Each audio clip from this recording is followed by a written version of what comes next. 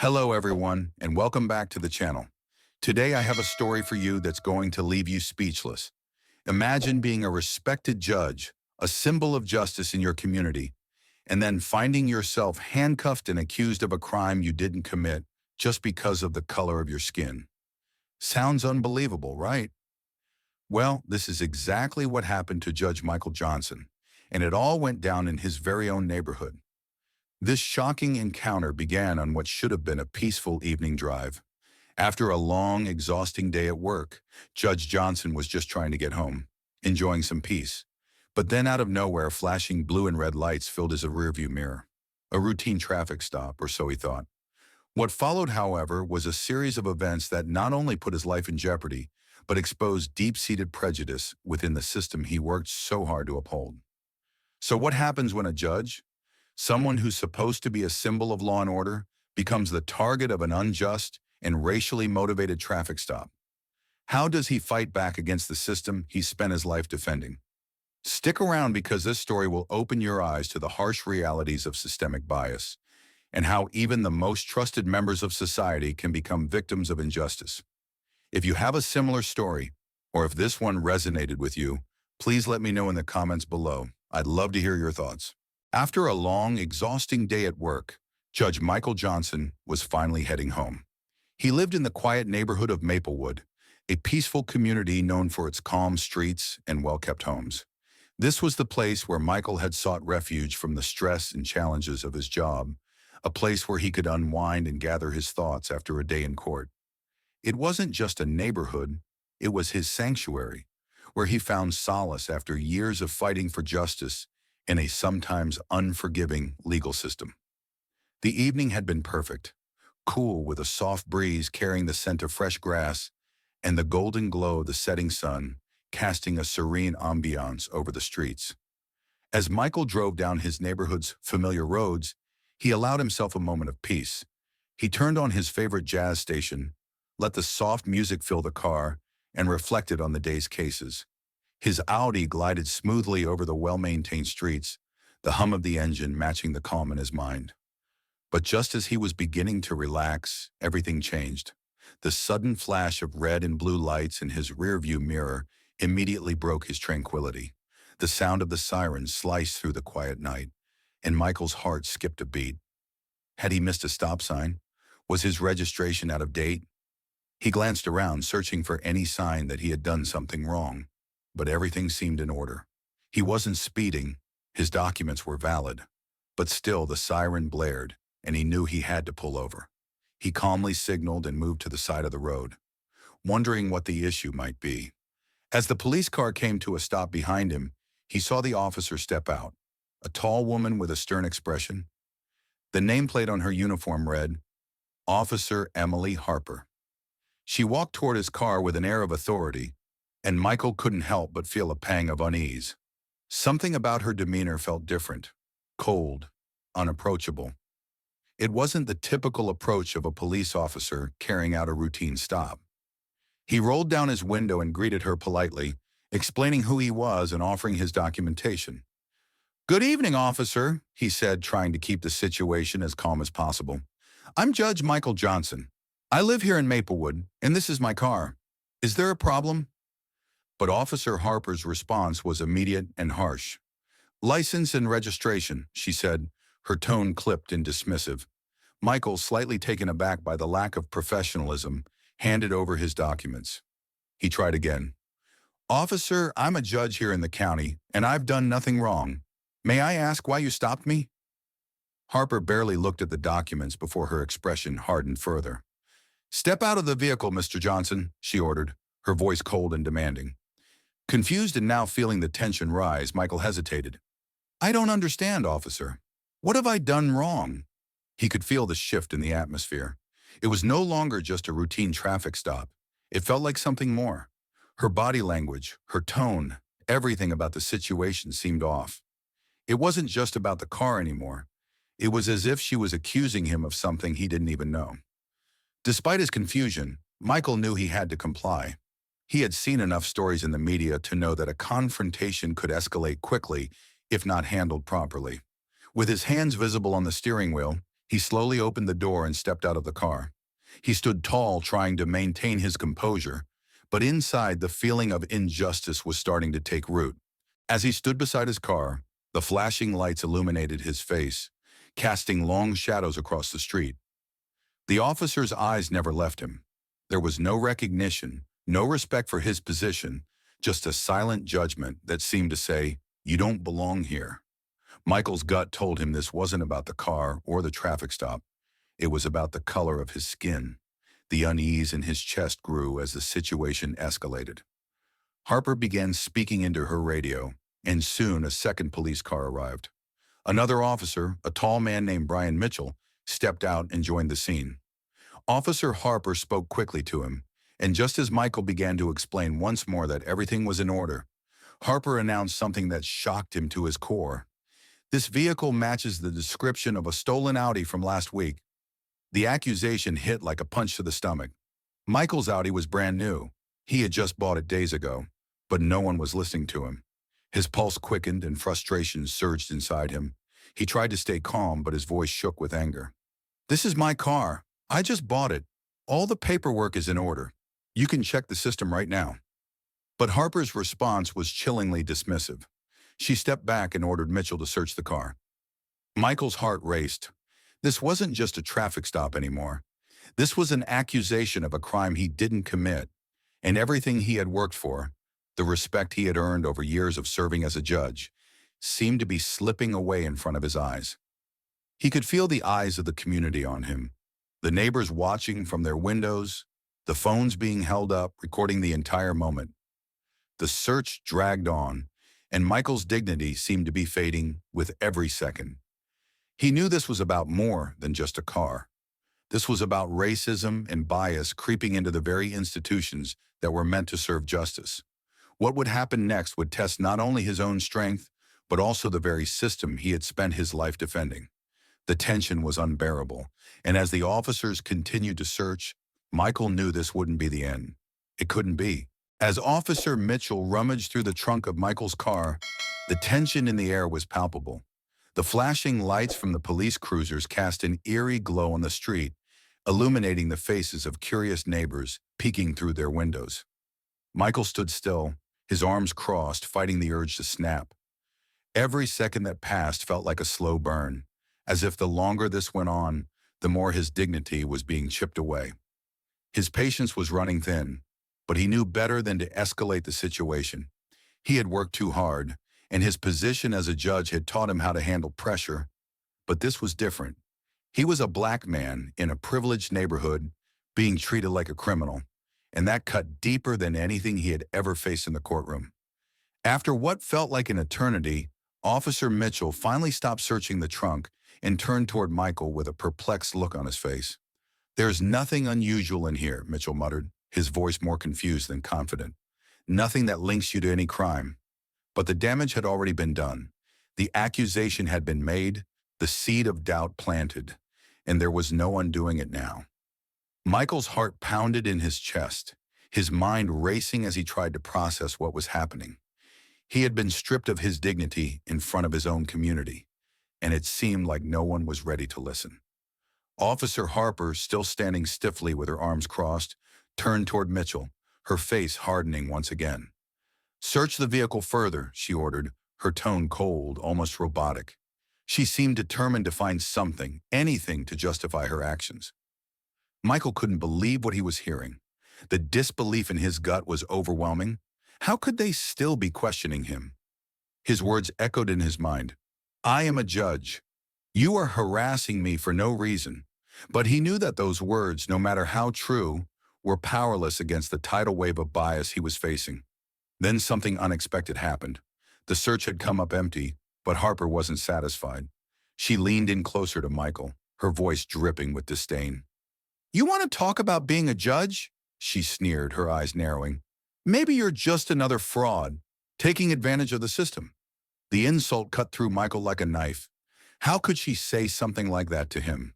He wasn't just a judge. He had worked tirelessly to get to this point, breaking barriers and overcoming obstacles his entire life. But none of that seemed to matter to Officer Harper. To her, he was just another black man with an expensive car. someone who didn't belong in her world. Michael's anger began to simmer, but he held it back. The last thing he wanted was to give them any reason to escalate the situation further, but he couldn't just let this pass. He wasn't just fighting for himself now, he was fighting for the countless other black men and women who had been subjected to this kind of discrimination. He wasn't about to let Officer Harper define him with her prejudice. "Enough," Michael finally said, his voice cold but steady. "You've made your accusation. You've humiliated me in front of my own neighborhood. But now it's time to do your job." He glanced at the crowd of neighbors who had gathered, the phones held up recording the entire incident. "Call your supervisor," he continued, his words firm. "You're going to check my identity, my car's information, and you're going to do it now, because I will not let this go." The silence that followed was thick with tension. For a moment it felt as if the world had stopped moving. Harper stood frozen, her eyes wide as she registered the weight of his words. She had underestimated him, misjudged him, and now she was caught in her own lies. Officer Mitchell, who had been standing quietly by, stepped forward, his expression hesitant. "Harper, I think we need to stop this," he said softly, looking at her with a mixture of sympathy and concern. "This is spiraling out of control. He's a judge. He's telling the truth. We need to verify the facts and end this now." Harper's eyes flickered with uncertainty, but she quickly masked it, pushing forward with her decision. "I'm doing my job," she snapped, though her voice lacked the certainty it once had. "This is the procedure." Michael could feel the heat rising in his chest, the anger that had been building since the moment they stopped him threatening to erupt. But he knew that keeping his composure was the only way out of this.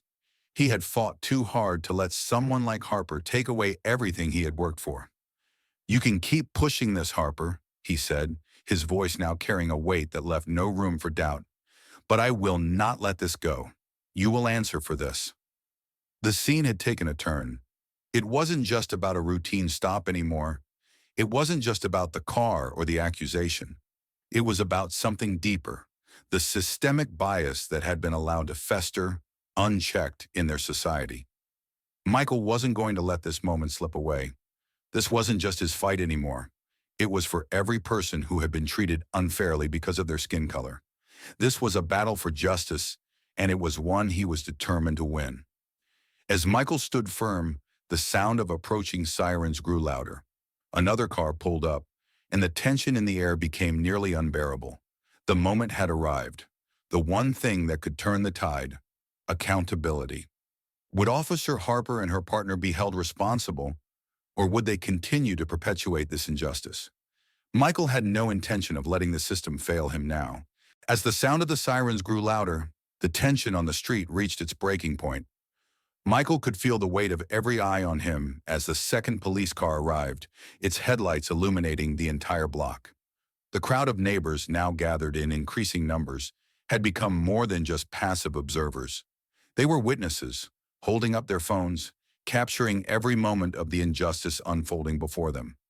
The presence of so many onlookers made the atmosphere even more suffocating for Officer Harper, whose confidence had begun to waver.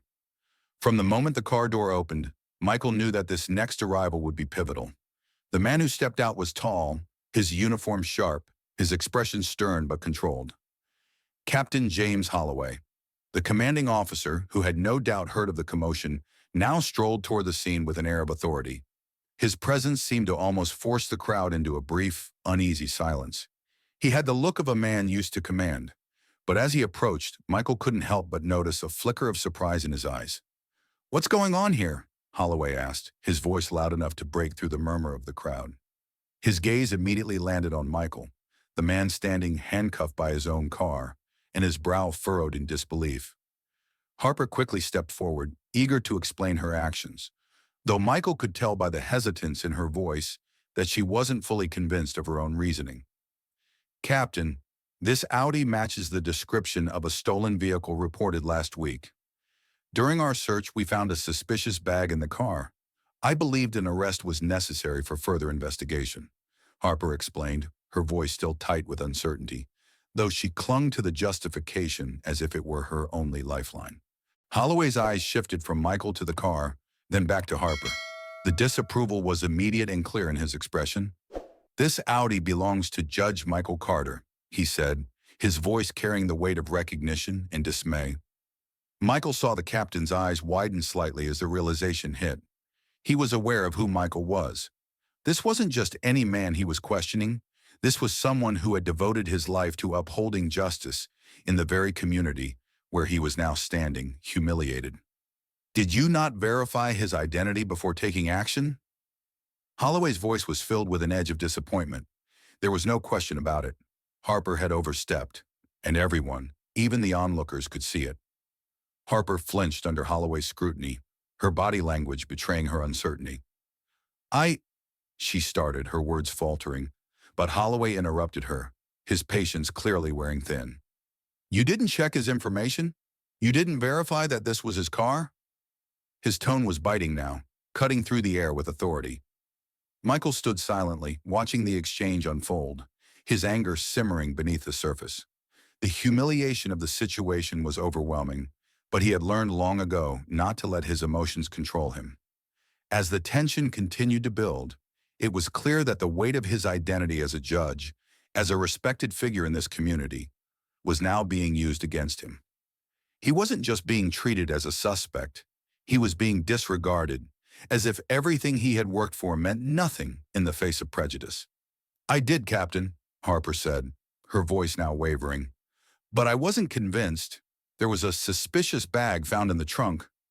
"That bag was not his," Michael interrupted sharply, his voice steady despite the rising tension. "That bag was planted. I have no idea how it got there, but it's not mine. You need to check the records and verify everything." The crowd was now silent, hanging on every word. The weight of their collective gaze was undeniable, and it seemed to further unsettle Harper. Mitchell, who had remained quiet throughout, finally spoke up, his tone more cautious now. "Maybe we should check the system again, Captain. This is escalating quickly, and it could blow up if we don't handle it properly." Holloway nodded slowly, his eyes scanning the scene, taking in the people recording the events on their phones. The pressure from the community was palpable, and it was clear that the spotlight was now squarely on Harper's shoulders. He turned to Mitchell. "Go ahead, run the plates and verify his information." Now. The delay was agonizing, but Michael kept his composure. He knew that this wasn't just about him anymore. It was about the entire community watching, waiting to see how this would play out. It was about the systemic issues that had been allowed to fester for far too long. He wasn't going to let this pass without holding everyone accountable. As Mitchell ran the checks, the awkward silence seemed to stretch on forever. Michael stood tall, unflinching, as Harper's gaze shifted uneasily. She was no longer the confident officer who had first stopped him. Now she was a woman caught in the web of her own actions, trying to maintain control but failing to convince anyone, including herself, that she was in the right. Mitchell returned, his face unreadable. "It's clear, Captain. The car's registration checks out. The bag wasn't linked to anything criminal. Judge Carter's identity is confirmed." Holloway didn't waste another second. "Harper, remove the handcuffs," he ordered firmly. The authority in his voice brooked no argument. Mitchell stepped forward, his face somber as he unlocked the cuffs, and Michael rubbed his wrists, the red marks left behind a painful reminder of the events that had transpired. As the handcuffs were removed, Michael didn't feel a sense of relief. The damage had already been done. He had been humiliated, stripped of his dignity in front of his neighbors, his community. But more than that, it was the realization that this was just another example of what so many others had endured before him. He was no longer just a victim in this situation. He was now a symbol of everything that was wrong with the system. "Captain Holloway," Michael said, his voice cutting through the quiet, "this isn't over. This wasn't just a misunderstanding. This is a systemic issue. This happens every day to people who aren't in my position. What happens next is going to matter." Holloway nodded slowly, the weight of Michael's words sinking in. "I understand. We'll handle this, I assure you," he said. But Michael wasn't so easily placated. "I don't care about your assurances," Michael shot back, his voice firm. "I want action. I want to see real change, or I will make sure this goes public." The crowd, which had been quietly observing, now murmured in agreement. They understood the stakes. They had seen what had happened, and they were demanding accountability too. This wasn't just about one man's humiliation. It was about a fight for justice, for transparency, and for change. And Michael Carter, a man who had spent his life upholding the law, was not about to let the system he had sworn to serve get away with this. This battle, he knew, was far from over, but he was ready to take it all the way, not just for himself, but for everyone who had been treated unfairly because of the color of their skin. The tension in the air had reached its peak, but what followed wasn't just an apology. It was a pivotal moment that would forever change the way the community and the officers involved viewed the justice system. In the days following the humiliating ordeal that Judge Michael Carter had endured, the story didn't just fizzle out. It had sparked something much bigger, a movement, a conversation about systemic racism, and an undeniable demand for accountability. After the handcuffs were removed and the false accusations against him were cleared, Michael stood tall, but he knew the fight wasn't over. The damage had been done. His community had seen him, the honorable judge, the man who fought tirelessly for justice, reduced to a suspect on the street, all because of his skin color. But he wasn't just going to let it go. He wasn't about to become a statistic. The idea of walking away without ensuring that something changed didn't sit well with him. That evening, after the police officers had been sent off and the immediate tension had settled, Michael called an urgent meeting at the local cultural center. The very community he had served for years had witnessed what had happened. Now they needed to hear his voice, not just as a judge, but as a fellow member of the neighborhood. A public platform was necessary, a platform where he could not only speak about what had happened to him, but where he could also push for a broader conversation about systemic inequality. The room was packed, chairs were filled, and some attendees stood at the back, eager to witness history in the making. Michael had spoken in many courtrooms before, but this was different. This time his words weren't just for a jury or a panel of judges. They were for a community, many of whom had witnessed the injustice and felt its sting along with him. The room was silent, expectant. Michael stood at the front, his voice calm but filled with purpose. "Thank you all for being here today," Michael began, his deep voice resonating across the room. "What happened to me that night wasn't just a personal mistake. It was a reflection of a deeper, systemic issue that we face every single day in this country. It's how we treat each other based on prejudice, stereotypes, and false assumptions." He paused, looking over the crowd, allowing the weight of his words to sink in. "I didn't ask to be put in this position. I didn't ask for the humiliation. But here's the truth. This isn't just about me. This is about all of us, all the people who have been overlooked, misjudged, and mistreated simply because of who they are. This is the ugly side of a system that claims to be blind to color, but too often turns a blind eye to the discrimination that runs deep within it." The room was quiet, save for a few soft murmurs of agreement. Michael's words were hitting home. He could see it in the faces of the people in the audience. They had felt the sting of injustice before, too. The weight of their own stories was reflected in his, and it was all coming to a head now, in this room, in front of an audience that had the power to change things. As Michael continued, he addressed the most pressing issue, the need for real change. He wasn't there just to air grievances. He wasn't there to settle personal scores. He was there because he believed in the power of community and collective action. "We can't change the past," he said, his voice gaining strength with each word, "but we can shape the future. That begins with acknowledging our mistakes. It begins with holding ourselves accountable. It starts with the truth, no matter how hard it may be to face. We can no longer pretend that racism doesn't exist in our society. It's right here in front of us. It's in our laws, in our justice system, and in our everyday lives." He looked out over the crowd, eyes scanning the faces of the people who had gathered. He could see the hesitation, the uncertainty in some, but also a glimmer of hope in others. They wanted change. They were ready for it, but they needed to hear it from him.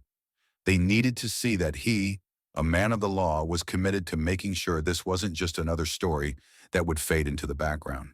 Then, in a move that shocked the room, Michael did something unexpected. He invited Officer Harper, the very officer who had falsely accused him, to step up and speak. This was a bold move, a move that took immense courage, not just for Michael, but for Harper too. The crowd held its breath as Harper reluctantly walked to the front, her face pale, her hands trembling. She had been one of the key players in this humiliation, and now she had to face the people she had wronged. The moment she stepped up to the microphone, the room fell into a heavy silence. Harper, who had been so confident in her actions just days before, now stood before the community with a much different demeanor. Her eyes, once cold and unyielding, now seemed uncertain, filled with remorse. She had no choice but to speak, and as she did, the weight of her words seemed to carry a new weight, one that wasn't just about clearing her conscience, but also about setting the stage for real change. "I know that what happened was wrong," she began, her voice shaky but honest. "I acted out of fear, out of prejudice, and I deeply regret the harm I've caused. I want to make things right. I know an apology isn't enough, but it's a start. And I want to commit myself to doing more than just saying the right words. I want to take action. I want to lead efforts to create better relationships between law enforcement and the community, and I want to be part of the solution." There was a collective gasp in the room. Harper's public acknowledgement of her wrongdoing, her willingness to take responsibility, and her commitment to change were met with a mix of reactions. Some in the crowd were still skeptical, but many were moved by her sincerity. Michael gave her a slight nod, acknowledging her courage, but he wasn't done. This wasn't about one officer's apology. It was about ensuring this didn't happen again, not just in his case, but for all the others who had suffered in silence. Michael turned to the crowd, his voice now ringing out with the clarity of a man who had been through the fire and emerged stronger. "Harper's apology is a step in the right direction," he said, his eyes now focused on the people in front of him. "But this isn't just about one person. It's about the system. We need transparency, we need accountability, and we need real, lasting change." The room erupted in applause, not just in support of Michael, but also in recognition of the power of collective action. They had heard the truth, seen the change beginning to take shape, and felt a renewed sense of hope. What followed was a series of meetings and initiatives designed to bring about that change. It wasn't just about holding one officer accountable. It was about shifting the culture within law enforcement, about ensuring that every community member, regardless of their background, could walk down the street without fear of being judged based on their skin color. And Michael? He wasn't just the judge now. He was a leader, a symbol of the change that needed to come. His quiet strength, his unwavering commitment to justice, had sparked a movement that would reverberate far beyond that night. The story of Michael Carter, the judge who stood up not just for himself, but for the entire community, became a rallying cry for those who had been silenced for far too long.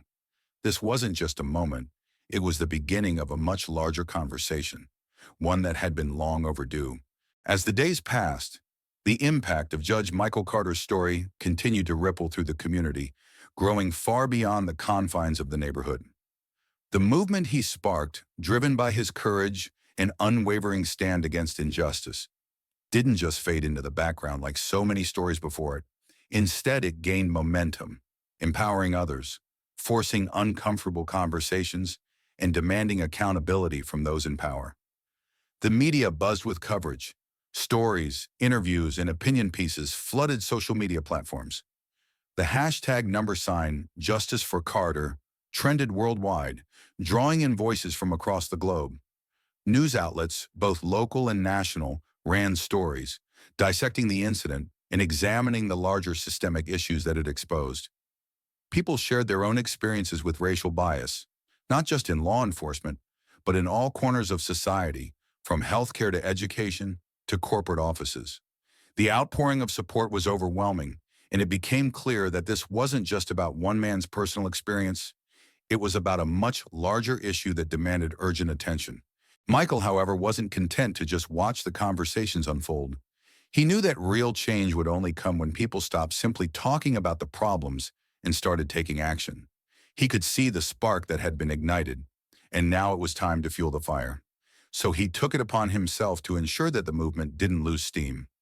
1 week after the confrontation, Michael organized a community rally in the local park, a place where families often gathered to enjoy the simple pleasures of life. But this rally wasn't going to be about fun and relaxation. It was going to be about making a statement, about standing together as a community and taking a stand for what was right. This wasn't just a call for justice for himself, but for anyone who had ever been wronged, anyone who had ever felt powerless in the face of systemic discrimination. The rally was packed. People of all ages, races, and backgrounds showed up, their faces filled with determination and hope. They came not just to support Michael, but to take ownership of the conversation that was now unfolding. This was no longer a conversation that could be swept under the rug. It was a reckoning, a chance for everyone involved in the justice system to look inward and ask themselves whether they were truly upholding the ideals they had sworn to protect. As Michael stood on the stage, his heart pounded with the intensity of the moment. He had always fought for justice, but now he was fighting for something much larger than any courtroom could contain. He was fighting for an entire community, for everyone who had ever felt the sting of unfair treatment based on their identity. "Thank you all for being here," Michael began, his voice steady but filled with passion. "What happened to me could have happened to any one of you. This is not just my story. It is the story of our community, of people who have been treated unjustly because of who they are. But today, we have a choice. We can either continue down the same path, one filled with prejudice, division, and fear, or we can choose to create something better." The crowd was silent, hanging on his every word. Michael wasn't just speaking to them, he was challenging them. He was challenging them to face the truth, no matter how uncomfortable it might be. "We can't change the past," he continued, his voice gaining strength, "but we can shape the future. We can choose to stand together, to fight for what is right, and to demand accountability from those who are supposed to serve and protect us. This is not just about me, it's about all of us, and we cannot afford to let this moment pass without taking action." The crowd erupted into applause. Michael felt the energy shift in the air. The people were with him. They were ready for change. They were ready to take the next step. The rally became a launching pad for further action. Michael's call for accountability didn't stop with the police officers involved in his incident. It grew into a broader push for reforms within the justice system. Reforms that would ensure that no one, regardless of their race or background, would ever have to face the kind of prejudice Michael had endured. A few days after the rally, Michael convened a roundtable discussion with local law enforcement officials, community leaders, and activists. The goal was clear: create a dialogue, not just between these groups, but with the community as a whole. They needed to address the issues head-on, not just in isolated conversations, but in the open, where the voices of those affected could be heard. The conversation was uncomfortable at times, as many of the law enforcement officials were forced to confront the biases that had led to the unjust treatment of Michael. But this was a necessary part of the process. There could be no true change without honesty, without accountability, and without a willingness to accept responsibility. Justice, Michael said during the roundtable, isn't just about locking up criminals. It's about making sure that everyone is treated fairly, that everyone is given the opportunity to stand before the law without fear or discrimination. By the end of the meeting, a concrete plan had been put into place. Police officers would undergo mandatory implicit bias training, and an oversight committee would be established to monitor the treatment of community members. It wasn't a perfect solution, and Michael knew there was still much work to be done, but it was a start, a very important start. As the weeks went by, the ripple effects of Michael's story continued to spread.